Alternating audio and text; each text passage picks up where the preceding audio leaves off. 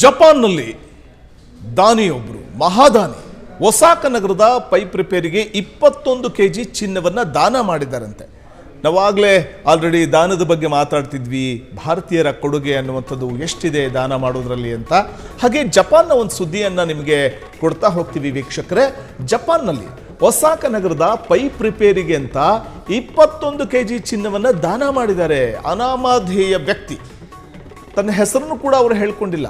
ದಾನ ಮಾಡುವಾಗ ತನ್ನ ಹೆಸರನ್ನು ಕೂಡ ಹೇಳ್ಕೋಬಾರ್ದು ಅನ್ನುವಂಥದ್ದು ಬಹುಶಃ ಆ ವ್ಯಕ್ತಿಯ ಇರಾದೆ ಇರಬಹುದು.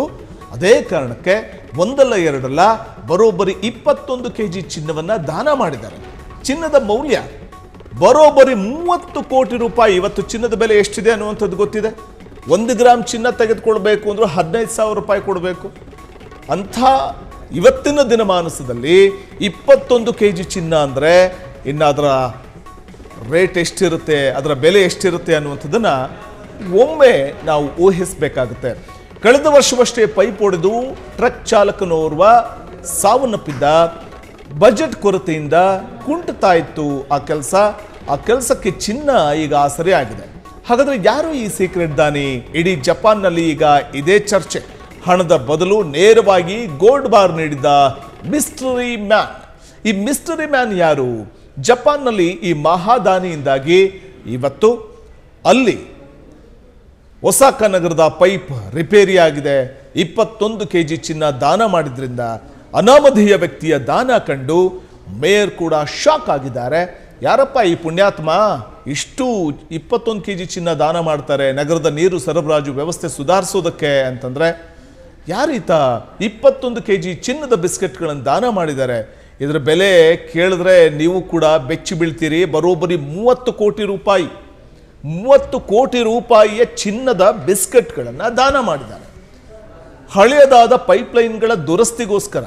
ಇವತ್ತು ಚಿನ್ನ ಸಿಕ್ಕರೆ ನನಗೆ, ನನ್ನ ಮಕ್ಕಳಿಗೆ, ನನ್ನ ಮೊಮ್ಮಕ್ಕಳಿಗೆ, ಮರಿ ಮಕ್ಕಳಿಗೆ ಅಂತ ಮಾಡಿಸ್ಕೊಳ್ಳೋರೇ ಹೆಚ್ಚು. ಬೇರೆಯವ್ರಿಗೆ ಒಂದು ತುಣುಕು ಕೂಡ ಅದು ಸಿಗದ ರೀತಿಯಲ್ಲಿ ನೋಡಿಕೊಳ್ಳುವವರೇ ಹೆಚ್ಚು. ಅಂಥದ್ರಲ್ಲಿ ಸುಮಾರು 21 kg ಚಿನ್ನ, 30 ಕೋಟಿ ರೂಪಾಯಿ ಬೆಲೆ ಬಾಳುವಂಥ ಚಿನ್ನವನ್ನು ಕೊಟ್ಟು ಆಗ್ತಾ ಇದ್ದಂಥ ಅಲ್ಲಿನ ಮೂಲಭೂತ ಸೌಕರ್ಯಗಳ ಕೊರತೆ ಏನಿತ್ತು ಆ ಕೊರತೆ ನೀಗಿಸಬೇಕು, ಬಜೆಟ್ನಲ್ಲಿ ದುಡ್ಡಿಲ್ಲ ಅನ್ನುವಂಥ ಕಾರಣಕ್ಕೆ ನಿಧಾನಗತಿಯಲ್ಲಿ ಸಾಗ್ತಾ ಇದೆ ಅಲ್ಲಿ ಮಾಡಬೇಕಾಗಿರುವಂಥ ಕೆಲಸ.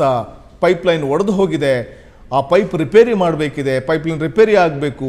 ಒಸಾಕ ನಗರದಲ್ಲಿನ ಈ ಸಮಸ್ಯೆಯನ್ನು ಅರಿತಂತಹ ಒಬ್ಬ ಕೊಡುಗೈ ದಾನಿಯೊಬ್ಬರು ಬರೋಬ್ಬರಿ 21 kg ಚಿನ್ನವನ್ನು ನೀಡಿದ್ದಾರೆ ದಾನವಾಗಿ. ನಗರದ ನೀರು ಸರಬರಾಜು ವ್ಯವಸ್ಥೆ ಸುಧಾರಣೆ ಮಾಡಬೇಕು ಅನ್ನುವಂಥ ಕಾರಣಕ್ಕೆ ಅವರು ಕೈಗೊಂಡಂಥ ಈ ನಿರ್ಧಾರಕ್ಕೆ ವ್ಯಾಪಕ ಮೆಚ್ಚುಗೆ ವ್ಯಕ್ತವಾಗ್ತಾ ಇದೆ. ಇಡೀ ಜಪಾನ್ನಲ್ಲಿ ಚರ್ಚೆಗೀಡಾಗ್ತಾ ಇದೆ. ಇಡೀ ವಿಶ್ವದಲ್ಲೇ ಚರ್ಚೆಗೀಡಾಗ್ತಾ ಇದೆ ಈ ಬೆಳವಣಿಗೆ. ಅನಾಮಧೇಯ ದಾನಿ ನೋಡಿ, ಆತ ತನ್ನ ಹೆಸರನ್ನು ಕೂಡ ಹೇಳ್ಕೊಂಡಿಲ್ಲ. ಸಾಮಾನ್ಯವಾಗಿ ನೋಡಿ, ಯಾವುದಾದ್ರೂ ಒಂದು ದೇವಸ್ಥಾನಕ್ಕೆ ಏನಾದರೂ ಒಂದು ಕೊಡುಗೆ ಕೊಟ್ಟರೆ, ಒಂದು ಗೇಟ್ ಹಾಕ್ಸಿದೀವಿ ಅಂತ ತಮ್ಮ ಹೆಸರು ಬರೆದಿರ್ತಾರೆ, ಇದು ಇಂಥವರ ಕೊಡುಗೆ ಅಂತ.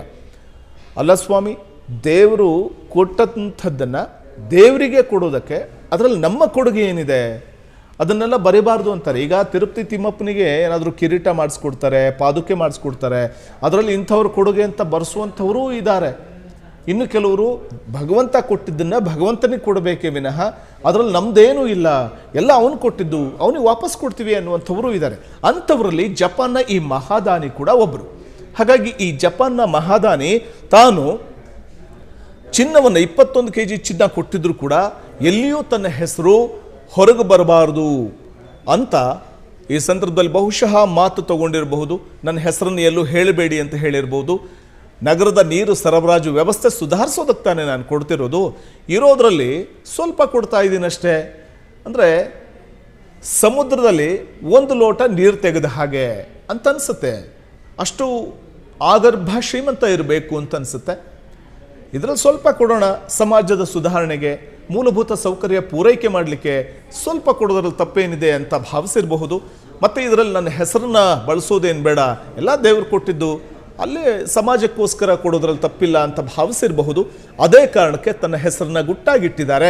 ಕಳೆದ ವರ್ಷವಷ್ಟೇ ಬಜೆಟ್ ಕೊರತೆಯಿಂದ ಕುಂಟುತ್ತಿದ್ದಂತಹ ಆ ಒಂದು ನೀರಾವರಿ ಒಂದು ಸಮಸ್ಯೆ ಏನಿತ್ತು, ಆ ಸೌಲಭ್ಯ ಒದಗಿಸೋದಕ್ಕೆ ಸಾಧ್ಯ ಆಗಿರಲ್ಲ. ಕೊನೆಗೆ ತನ್ನ ಬಳಿ ಇದ್ದಂಥ 21 ಕೆಜಿ ಚಿನ್ನ ಕೊಟ್ಟು ಆ ವ್ಯವಸ್ಥೆಯನ್ನು ಅಥವಾ ಆ ಒಂದು ಮೂಲಭೂತ ಸೌಕರ್ಯದ ಕೊರತೆ ಏನಿತ್ತು ಅದನ್ನು ನೀಗಿಸುವಂಥ ಒಂದು ಪ್ರಯತ್ನವನ್ನು ಜಪಾನ್ನ ಈ ಮಹಾದಾನಿ ಮಾಡಿದ್ದಾರೆ. ಕ್ಷಣ ಕ್ಷಣದ ಸುದ್ದಿಗಳಿಗಾಗಿ ಫ್ರೀಡಂ ಟಿವಿ ಸಬ್ಸ್ಕ್ರೈಬ್ ಮಾಡಿ, ಲೈಕ್ ಮಾಡಿ ಹಾಗೂ ಫಾಲೋ ಮಾಡಿ. ಹೊಸ ಸುದ್ದಿಗಳ ನೋಟಿಫಿಕೇಶನ್ಗಾಗಿ ಬೆಲ್ ಐಕಾನ್ ಮೇಲೆ ಕ್ಲಿಕ್ ಮಾಡಿ.